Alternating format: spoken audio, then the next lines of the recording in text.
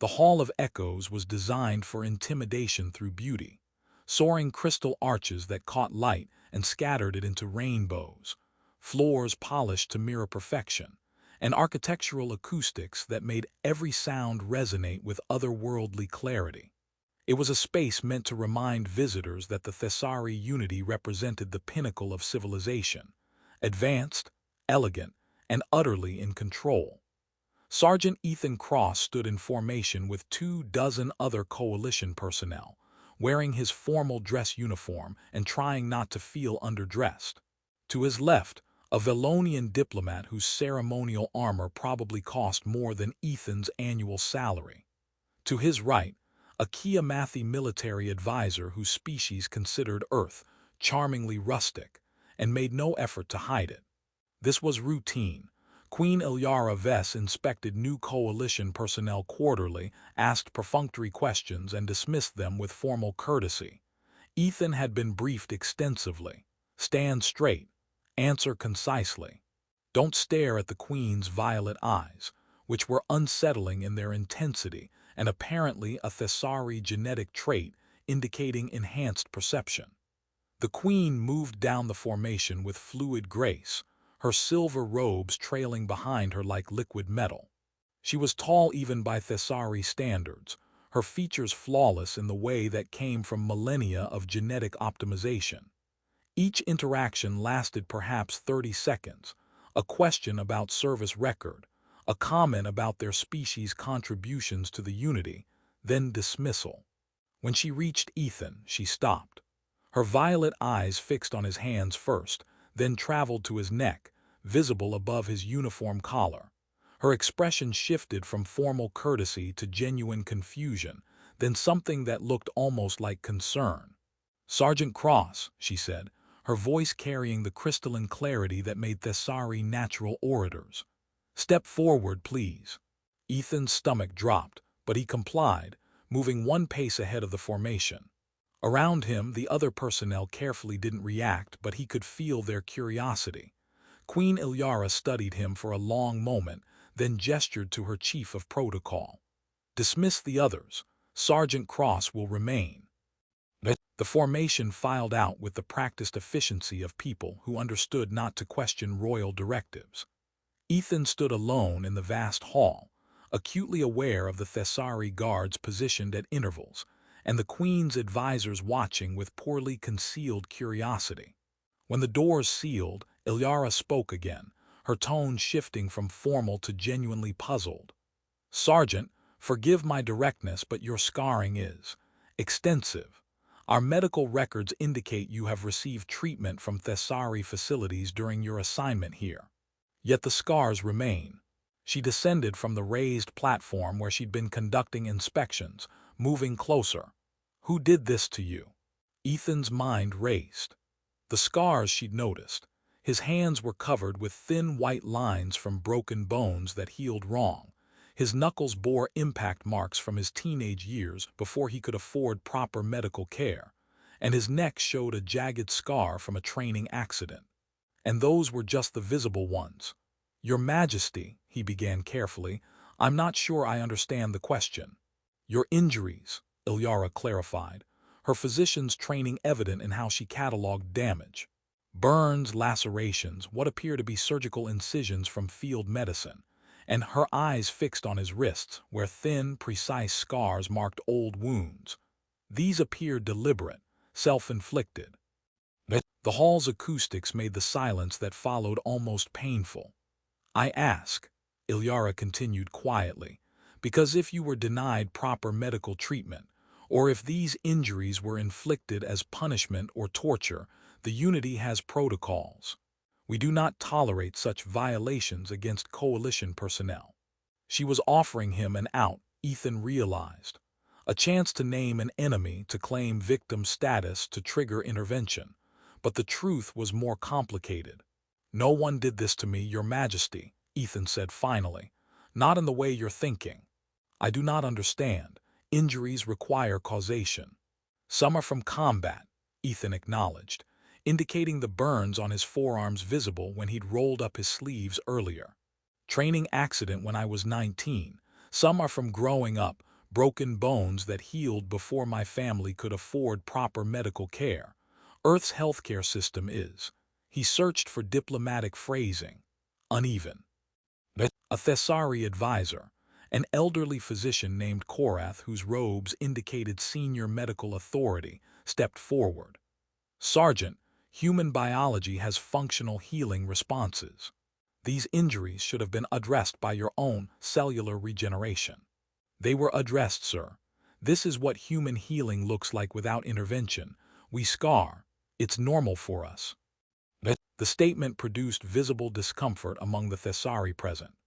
The concept seemed to genuinely disturb them, a species that healed flawlessly struggling to comprehend that permanent scarring was humanity's default state.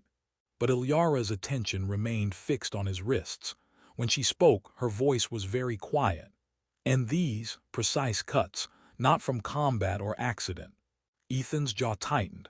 Those are old, Your Majesty, from when I was 17. Someone cut you? No, ma'am. He met her eyes directly. I did that myself. The silence that followed was profound and deeply uncomfortable. Several advisors exchanged glances that suggested they were processing information outside their frame of reference.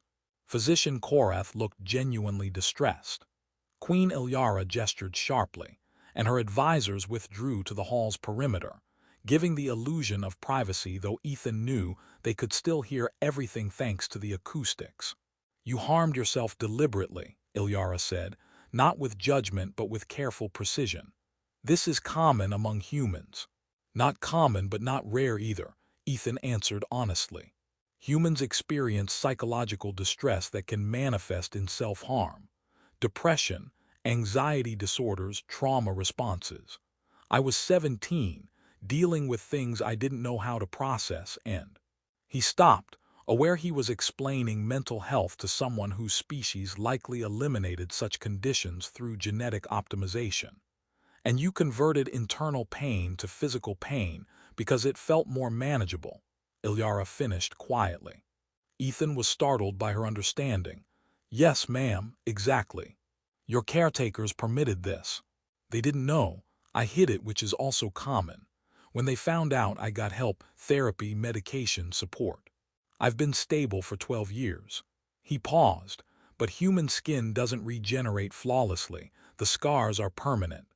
Ilyara studied him with those unsettling violet eyes, and Ethan had the uncomfortable sense of being analyzed at a level beyond simple observation. These scars, she said slowly, gesturing at his hands, neck, wrists, represent a catalog of suffering, combat trauma, economic hardship preventing medical care, psychological distress severe enough to drive self-harm. Yet you stand here, serving effectively enough to earn assignment to Unity peacekeeping forces. Yes, Your Majesty. How? The question was almost plaintive. How does a being survive this accumulation of damage and remain functional? Ethan considered this carefully. We're not undamaged, ma'am. We're scarred. But for humans, being scarred doesn't mean being broken. It means we survived something that tried to break us. He searched for words to explain something fundamental about human psychology. Earth is harsh in ways that advanced species don't always understand. Not just environmentally, economically, socially. People fall through cracks. Systems fail, and individuals carry the weight of that failure in their bodies and minds. This is barbaric, Physician Korath interjected from the periphery, unable to contain himself. A civilization that permits preventable suffering is failing its fundamental duty of care. You're right, Ethan agreed, surprising him. It is a failure, but it's reality for billions of humans. We don't eliminate suffering because we can't. So we learn to survive it, process it, and keep going despite it. Queen Ilyara's expression had shifted to something approaching awe. You carry trauma visibly. These scars are permanent records of pain survived. And rather than removing them, which our medical technology could accomplish easily, you choose to maintain them. They're part of my history, Ethan said simply. Removing them wouldn't change what happened. It would just erase the evidence that I survived.